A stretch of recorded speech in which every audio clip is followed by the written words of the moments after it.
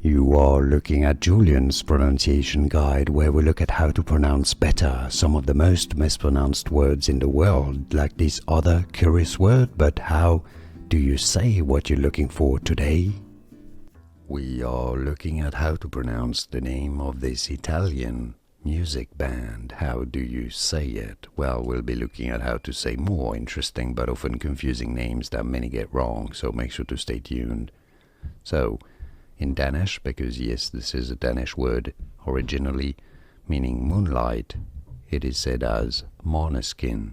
Maneskin in Danish, the original Danish pronunciation. Now, in Italian, since it's an Italian band, it's fair enough to pronounce it the Italian way. They say it either as Maneskin or Maneskin.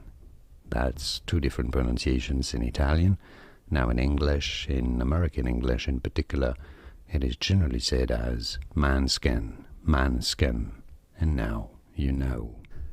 Here are more videos on how to pronounce more confusing words and names too many mispronounced. Like this video if you found it useful. I appreciate your support. I'll see you soon and thanks for watching.